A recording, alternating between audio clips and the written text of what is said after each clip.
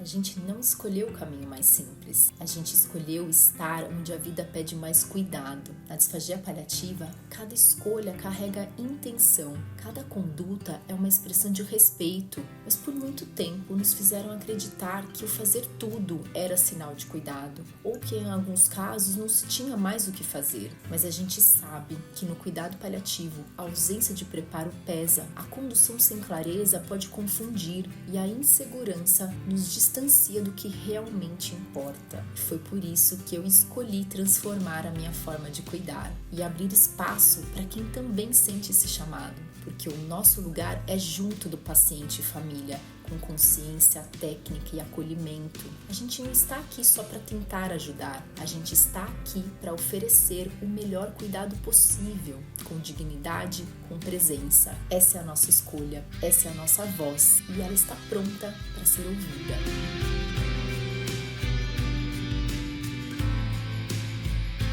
Boa noite, seja muito bem-vindo à nossa aula de hoje, a aula 1 dessa semana da imersão fonoaudiologia paliativa. Para mim é uma satisfação muito grande ter você aqui comigo, é uma alegria enorme ter a sua participação. Vão entrando, sejam muito bem-vindos, que a aula de hoje, nessa aula você já vai sair com ferramentas para conduzir os seus casos de disfagia crônica com mais segurança, com mais clareza, técnica, empatia, tudo aquilo que a gente precisa como fonoaudiólogos que atuamos em casos tão desafiadores de pessoas que confiam a nós o cuidado e a gente precisa estar preparado na totalidade desse cuidado. Então seja bem-vindo, coloca aí no chat para mim da onde que você é. Para mim é muito legal saber da onde que você da onde que você atua. É muito gostosa essa troca, essa energia é muito boa. Seja bem-vindo e vamos lá, vamos começar a nossa imersão fonoaudiologia paliativa.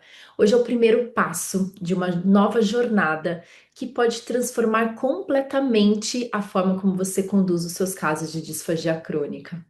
Eu sou a Cristiane Freitas, eu sou fonoaudióloga, especializada em disfagia e também paliativista. E nos próximos dias eu vou te mostrar como é possível atuar com mais clareza, segurança e respeito à vida, mesmo diante, sabe, daqueles quadros mais delicados de disfagia, aqueles quadros mais desafiadores, quando a gente vê que existe um sofrimento além da técnica, além do físico, além da dificuldade de deglutição em si. Aqueles casos que desafiam os profissionais, que nos faz assim sentir muitas vezes frustrados de achar que a gente não está fazendo o suficiente ou se questionando, será que eu posso fazer ainda mais? Então, aqueles casos que nos deixam com aquela insegurança, será que eu estou cometendo algum erro? Será que a minha conduta é apropriada? Como que eu poderia fazer diferente? Porque às vezes parece que existem soluções prontas, mas a gente sabe lá no fundo que cada caso é único. Só que na prática, como que a gente faz cada caso ser único? Então fica aquele medo também de ser julgado. Ser julgado, por exemplo, é uma responsabilidade enorme do fonoaudiólogo que atende disfagia. E a gente acaba ficando preocupado com aquela responsabilidade de se o paciente broncoaspirar, a culpa é da fono. Não fica essa sensação, esse certo julgamento de que o paciente piora sempre é uma broncoaspiração. Então, é muito importante a gente entender esses quadros que a própria disfagia nos mostra, porque a deglutição ela é um marcador. Guarda isso, isso já é uma lição preciosa dessa aula de hoje. A dificuldade de deglutição já é um marcador. Quando a gente tem essa clareza, a gente consegue também justificar para a própria equipe, para a família, para que essa broncoaspiração em si, esse marcador da dificuldade de deglutição, nos mostre, nos dê uma ampla visão daquele caso, daquele quadro clínico. E a gente tira essa responsabilidade individual de que foi falha de alguém, porque não significa ser falha. A gente tem que entender que existe uma doença em trajetória acontecendo aí.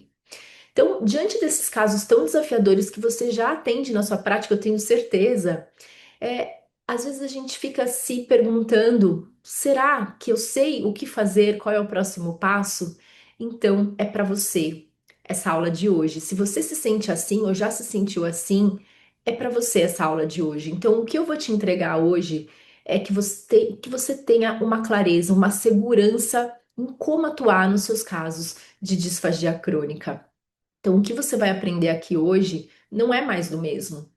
Você vai ter um novo raciocínio clínico, uma abordagem que combina técnica, visão ampla e um método replicável. Olha como isso é legal, gente. Porque isso que eu estou trazendo para vocês é uma nova forma de enxergar a disfagia que muda tudo para você. Muda também para o seu paciente, para a família, porque a gente atende o nosso paciente, mas a gente não pode esquecer que eles são uma unidade de cuidado. Quem acompanhou a live de aquecimento viu eu falando muito sobre isso, que a gente tem que ter um olhar para a família também.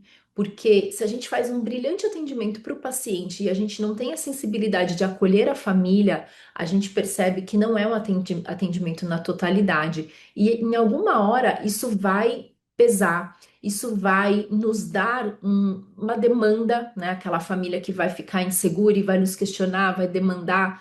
Então, a gente precisa ter um olhar amplo nesse tratamento da disfagia, nessa abordagem, nesse cuidado na totalidade da disfagia, mas de todo esse cenário que a cerca. E também um olhar para a equipe, porque a gente não faz isso sozinhos, a gente precisa de uma equipe unida, de uma equipe transprofissional. Quando eu falo isso, transprofissional, eu quero dizer que a gente tem que também mostrar esse olhar para os outros colegas que estão ali no caso, de mostrar que o que você está sinalizando como fonoaudiólogo, você que avalia a deglutição, é um marcador, e aí você consegue também ajudar, somar com esse saber para identificar a fase do cuidado que o seu paciente está. Então, mesmo que o seu colega não pense da mesma forma, você vai ter ali argumentos e aí você vai conseguindo trazer eles mais para perto e dessa forma unindo todos os envolvidos. E aí sim, a gente consegue fazer um atendimento de excelência.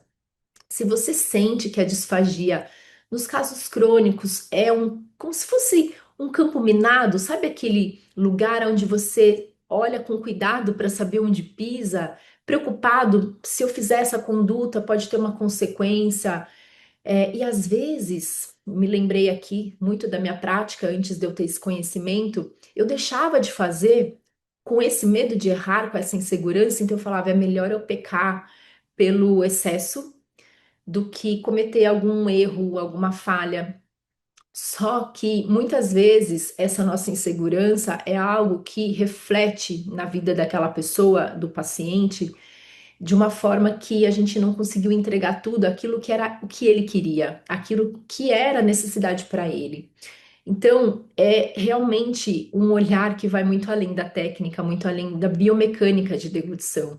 Então, se você se sente assim, às vezes até sozinho nessas condutas, sozinho nesse raciocínio, e algo que também acaba interferindo no seu emocional de dizer assim, será que mesmo que eu quero ser fonoaudiólogo, atender essa área da disfagia, será que eu consigo lidar com isso? Eu tô vendo o meu paciente piorando. Às vezes a gente lida com esse processo de finitude, de morte, e não é fácil de lidar. Quando a gente não tem o preparo, a gente é afetado emocionalmente também. Então, se você se sente assim, essa aula foi feita para você. E é muito bom eu ter você aqui comigo. Fica aqui, que se você se identificou com isso que eu estou trazendo, você vai perceber o quanto isso só é um sinal de que você tem um espaço aí, né, no seu raciocínio, na sua vivência, na sua trajetória, mas que tem um espaço aí pedindo para agregar, para ter um conhecimento mais amplo. E é isso que eu vou te entregar hoje.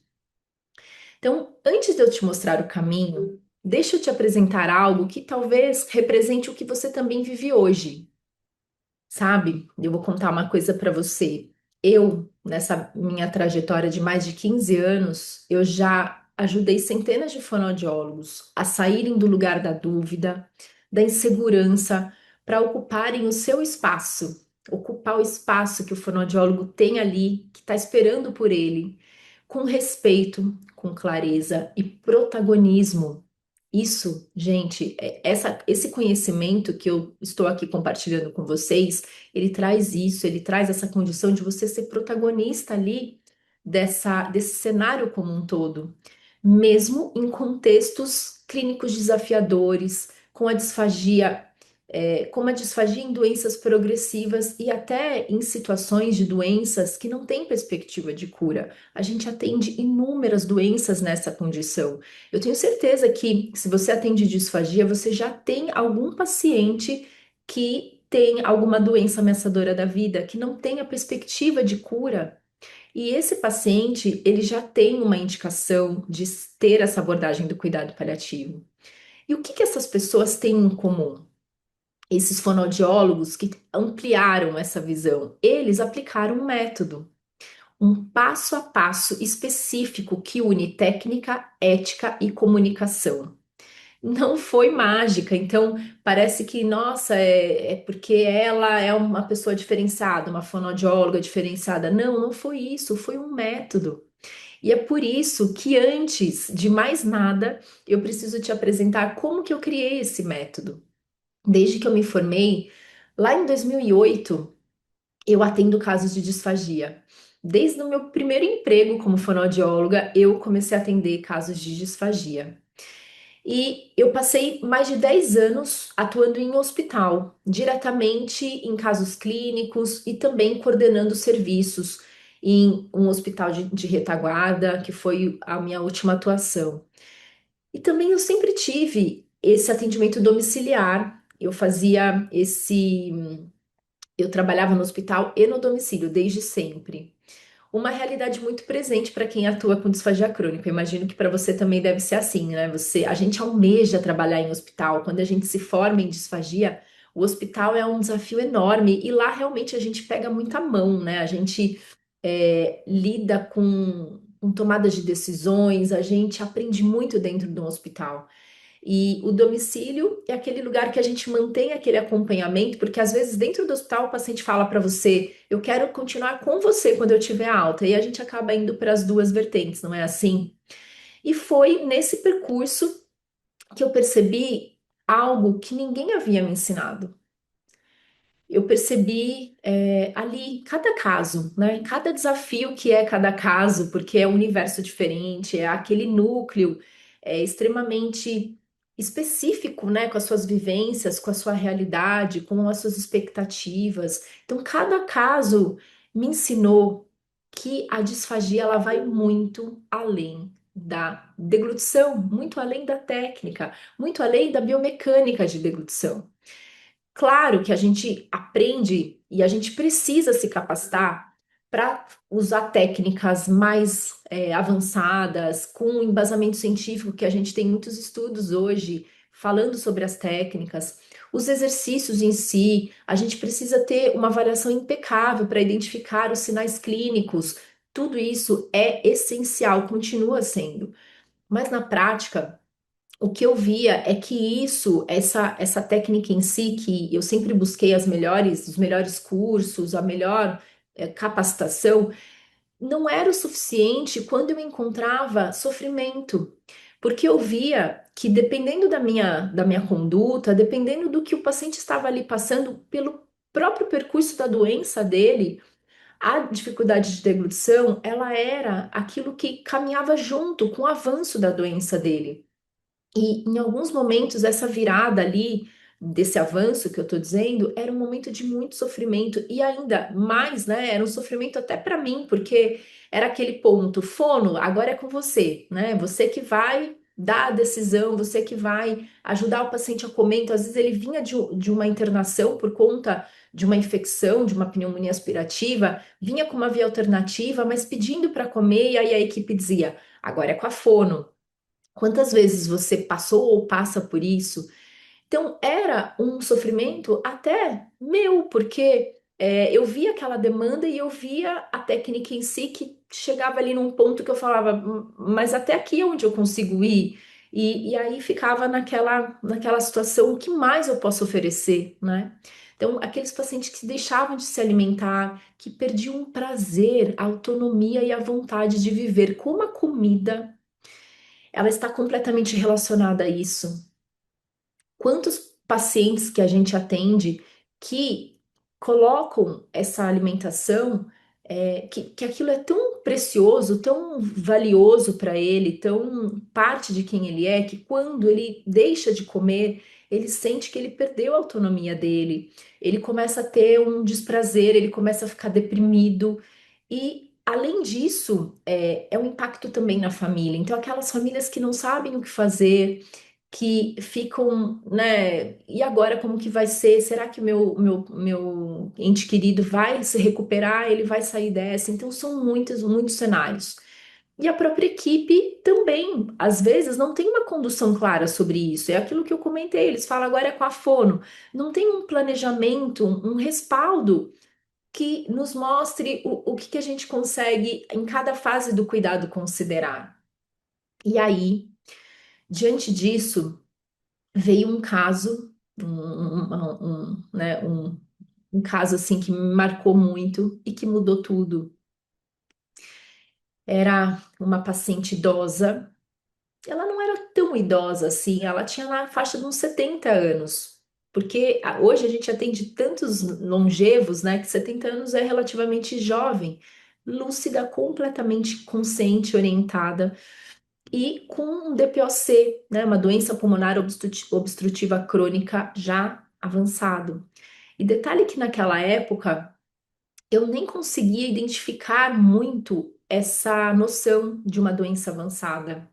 Para mim era só esse dado, paciente idosa, com DPOC, com disfagia. Para mim era algo, né, mais nesse sentido. Eu não considerava assim quem é aquela pessoa, em que fase de doença ela está, quais são os valores dela, o princípio da autonomia, da beneficência. E naquela situação a conduta era, até a conduta médica era suspender a via oral e indicar uma gastrostomia, porque eles viam que esse DPOC estava exacerbando, provavelmente por conta de uma broncoaspiração, então eles queriam suspender essa via oral dela. E quando eu fui lá explicar isso para ela, ela me olhou e disse assim: Cristiane, eu sei que eu não vou sair daqui. Claramente ela disse, como se ela soubesse que ela estava numa situação ali de final de vida. E ela disse assim: eu não estou interessada em uma sobrevida sem poder comer. Aquilo me deixou sem resposta, muito tocada e por muitas vezes isso acontecia quando eu via algo nesse sentido, e isso é tão valioso quando o paciente fala algo assim pra gente, porque isso diz respeito ao que ele considera do que é insuportável para ele do que a própria morte. Isso tem a ver com o princípio da autonomia. E como eu não tinha a real clareza do quanto isso tem peso, do quanto isso é um princípio bioético, por muitas vezes eu fazia duas coisas. Ou eu ouvia e ficava, né? Me calava. Ou eu ouvia e tentava dar uma resposta. Então, mas pensa por outro lado. Ah, mas olha isso que bom. Algo que não diz respeito a mim. Não é o meu papel ressignificar e não é o papel de nenhum de nós.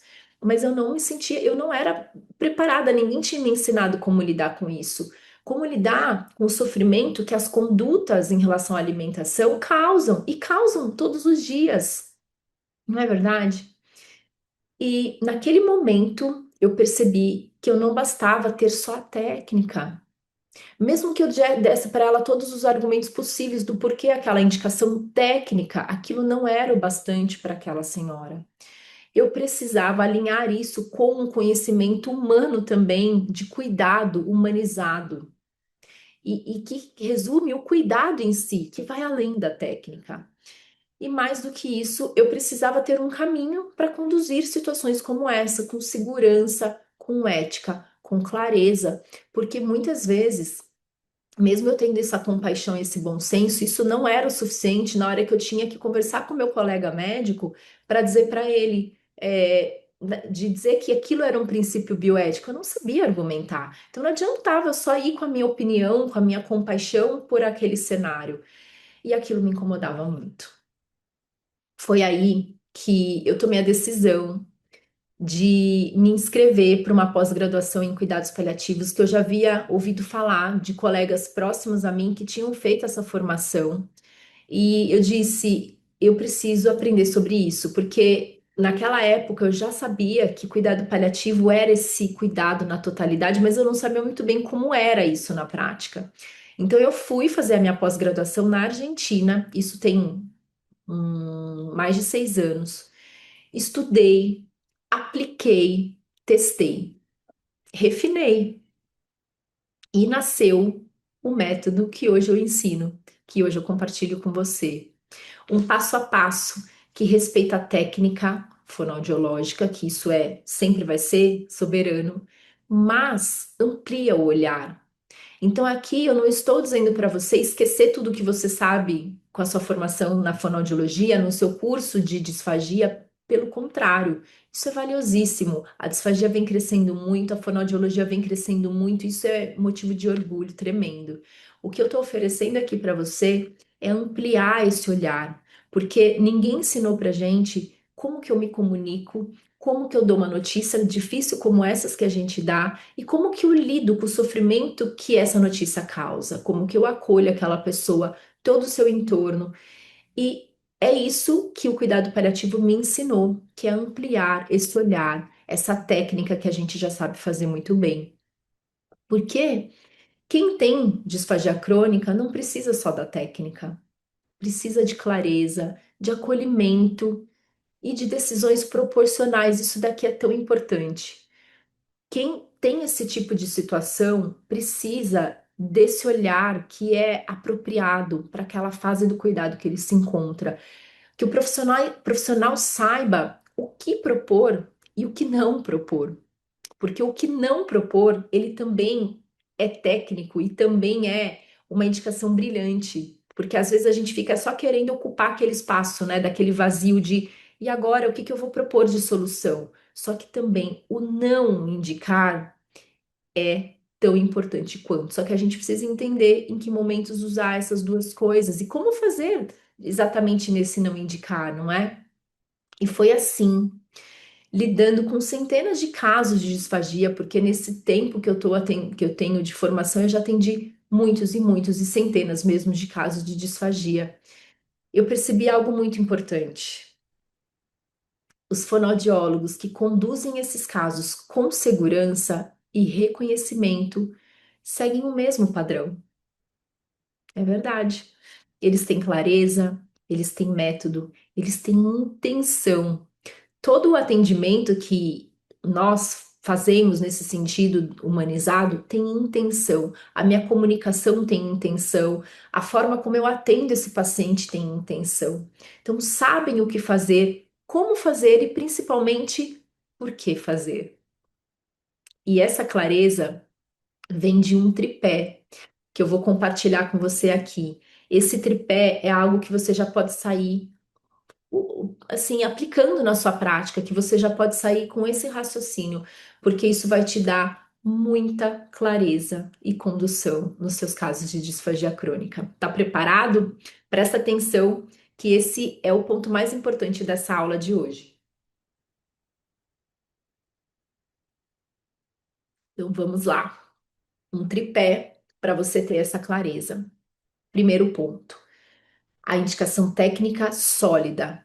Então você já tem isso, você já tem essa formação que é o seu olhar para a biomecânica de deglutição, o seu olhar clínico, o seu olhar técnico para identificar o risco da broncoaspiração, para saber avaliar o que é mais seguro para aquele paciente. Então, esse olhar do fonoaudiólogo ele é imprescindível para saber qual consistência é mais segura, qual é a forma que facilita essa função de deglutição. Isso envolve consistências, utensílio, manobras, estratégias em si. Então, realmente é o nosso universo do dia a dia, o que a gente foi formado para fazer.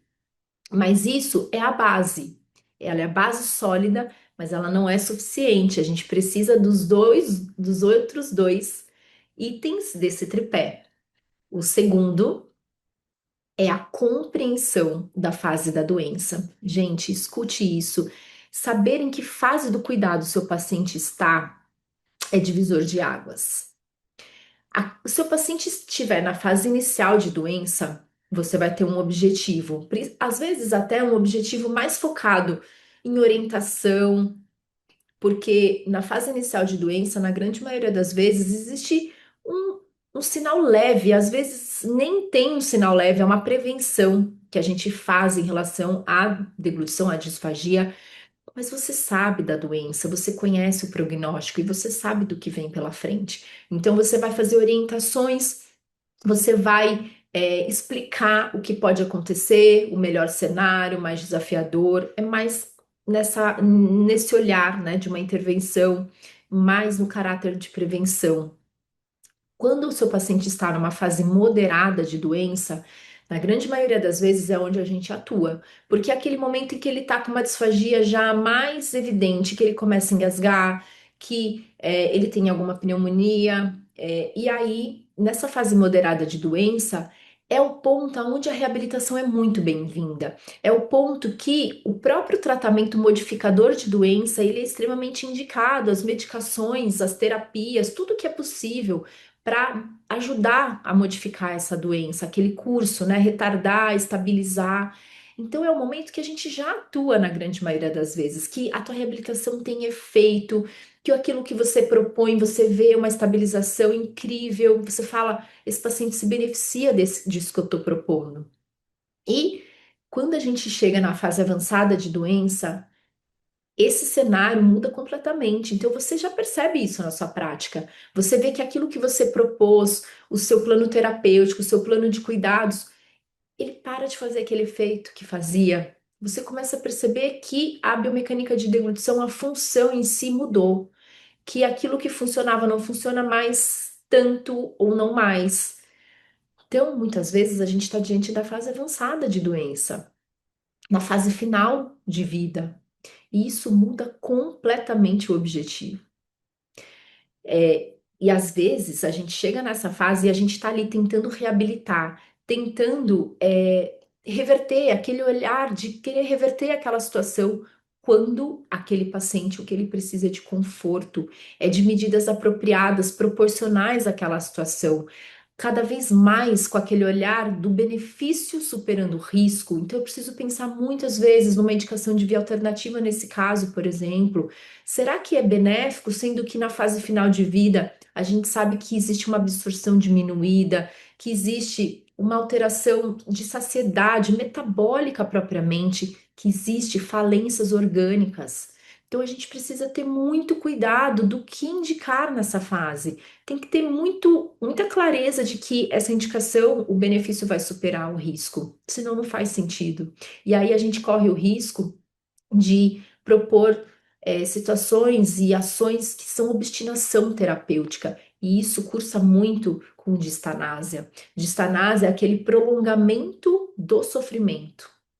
Quando a gente fala de cuidado paliativo, a gente fala de ortotanásia, que é o curso natural. Então, quando a gente tem essa clareza, a gente sabe que a doença ela tem uma trajetória. E quando a gente respeita isso, dando o conforto, o controle de sintomas, esse cuidado para a pessoa, e sabendo desse curso natural que está acontecendo, a gente consegue ter a clareza do que é proporcional para cada momento, para cada sintoma, para cada situação que aquela pessoa e o seu núcleo enfrenta.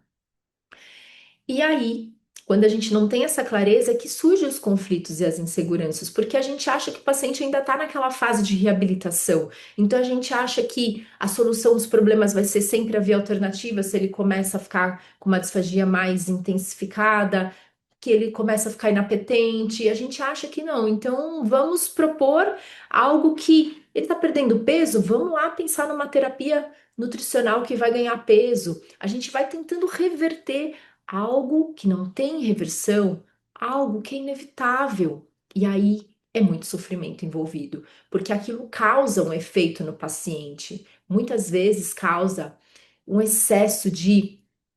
Ele começa a não conseguir mais absorver aquele volume que foi proposto, e aí ele começa a ter dieta voltando na boca, né, da enteral, começa a ter distensão abdominal, excesso de fluidos, começa a ter mais salivação e a gente tem que ir lá aspirar. Olha quanto sofrimento pode vir de uma conduta que não é apropriada.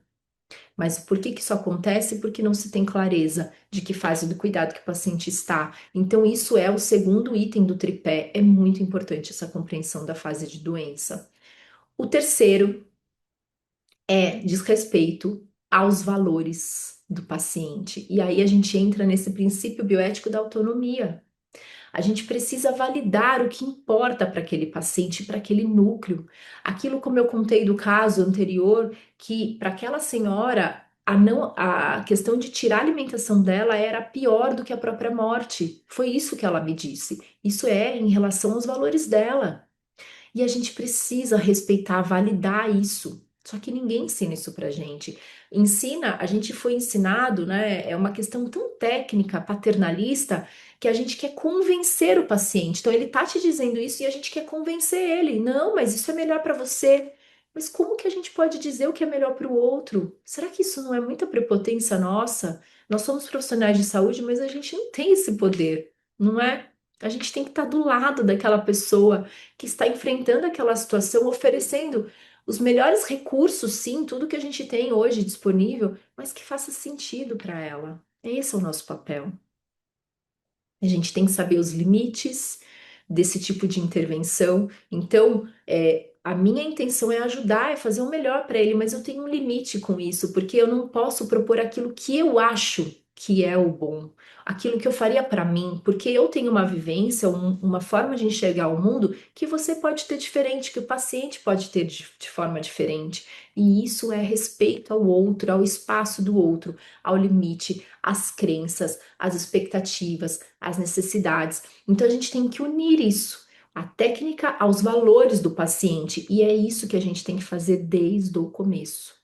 É isso que é a virada de chave, quando a gente entende quais são os valores e a gente associa a nossa técnica com isso, é a hora que você tem o seu sucesso terapêutico, porque é aquele momento que a família, que o paciente, eles fazem parte do processo, aquilo faz sentido para eles participam, eles aderem.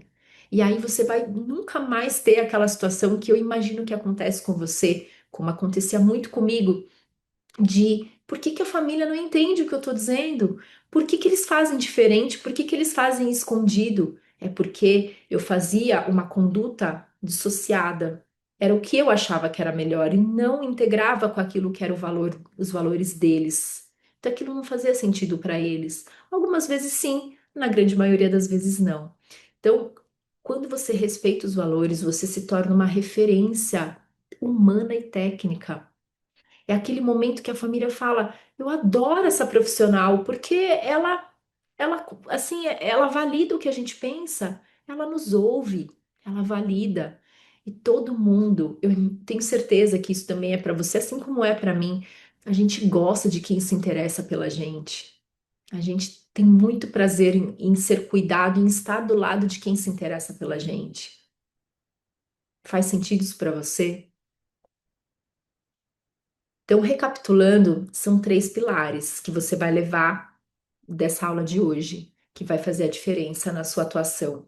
A indicação técnica sólida, a compreensão da fase do cuidado e o respeito aos valores do paciente. Esses três pilares, eles formam uma base segura, completa, ética e respeitosa para você atuar mesmo nos casos mais desafiadores. E isso muda tudo. Muda tudo. Eu garanto isso para você. E aqui está a grande oportunidade. A maioria dos profissionais foca só na técnica. Quem domina o tripé, esses três pilares, se torna uma referência. É isso que você gostaria de se tornar, uma referência, fazer a fonoaudiologia valer a pena, de dizer assim, eu amo ser fonoaudiólogo porque eu realmente faço a diferença na vida das pessoas que confiam a mim o cuidado. Isso foi a maior satisfação que eu tive depois que eu comecei a aplicar o método na minha prática. Sabe? Porque ter clareza traz segurança. O acolhimento e a ética é o divisor de águas para um atendimento que faça sentido, que tenha resultado de fato. Porque, guarda isso que eu vou te dizer também, o resultado não é a gente reverter o quadro da disfagia, porque às vezes a gente não vai ser capaz de fazer isso. A gente sabe, a gente já não consegue fazer muitas vezes, porque existe o curso natural de uma doença em progressão. Mas o resultado é aquele em que o paciente e a família se sentem acolhidos, validados e seguros, mesmo diante de tantas mudanças, nessa mudança de funcionalidade, de segurança. Então, é isso o que o seu paciente espera de você, e é isso que é o resultado que você tem condição de entregar. Essa é uma combinação muito rara e muito necessária. E você não precisa mais se sentir perdido, inseguro, sobrecarregado, porque isso vai minando a gente, né? É um gasto de energia. O que a gente faz é muito sério. O que a gente faz é de uma grandeza enorme, porque essas condutas elas têm um impacto tremendo na vida do outro, e isso pesa na gente. Então você não precisa mais se sentir assim, ou até sem voz nas decisões, não sendo considerada pela equipe, pela família. Existe um caminho e ele começa aqui. Que bom que você está aqui. Tudo isso que eu mostrei hoje para você, esses três pilares, esse tripé, as histórias reais, não é uma teoria bonita. Eu não estou aqui só para romantizar de jeito nenhum. Isso não é o que eu acredito. Isso é prática, é vida real, é o que faz a diferença, é o que torna a nossa profissão essencial. É o que separa o fonoaudiólogo que atua com insegurança daquele que conduz com clareza, reconhecimento e humanização. Você se torna uma grande referência usando tudo isso na sua técnica. E se você chegou até aqui, é porque você já entendeu uma coisa muito importante, que existe uma forma diferente de conduzir a disfagia crônica e essa forma funciona, eu posso te garantir. Agora, deixa eu te dizer uma coisa. Isso que eu compartilhei com você hoje é só o começo. Eu estou só introduzindo para que você perceba o quanto isso já é uma necessidade para a sua prática. Eu tenho certeza que é. Que você perceba o quanto o conhecimento do cuidado paliativo é uma urgência de que eu preciso ter isso.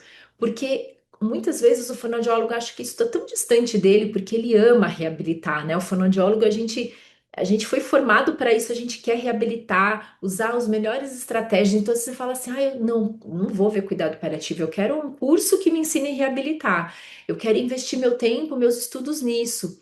Mas o que eu quero te mostrar hoje, né? O que eu consegui, eu acredito, plantar essa semente em você hoje, é que isso é o que vai fazer a diferença, porque você unir esse olhar amplo a essa busca por reabilitar, que isso realmente é essencial, se você unir essas duas coisas, você vai se tornar um profissional extremamente diferenciado. E isso vai trazer muitas consequências, vai trazer um retorno de reconhecimento, de segurança pessoal e de retorno financeiro também, porque você vai começar a receber encaminhamentos, você vai começar a ser aquele fonoaudiólogo diferenciado que a equipe quer você para os casos, a família é um boca a boca de aquele fonoaudiólogo é muito bom, você precisa passar com ele, eu te garanto isso.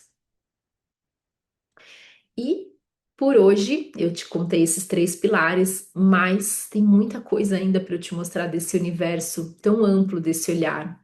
Na próxima aula eu vou te mostrar por que dominar essa abordagem abre portas que a maioria dos fonoaudiólogos nem sabe que existem. Eu já te dei um gostinho de agora do que eu falei e o quanto isso é transformador, mas na próxima aula eu vou te contar mais a fundo do quanto isso pode ser divisor de águas na sua profissão, realmente na sua prática, né? E aí você vai entender como transformar essa segurança em reconhecimento profissional. Por que que esse método é um divisor de águas para quem quer se tornar referência na disfagia crônica? E o mais importante, como usar tudo isso para ocupar o espaço que você merece? Esse espaço que a equipe está ali precisando e esperando esse fonoaudiólogo seguro. Esse espaço aonde a família e o paciente desejam também ser acolhidos. Esse espaço do fonoaudiólogo e você vai ter condições para ocupar esse espaço com muita segurança.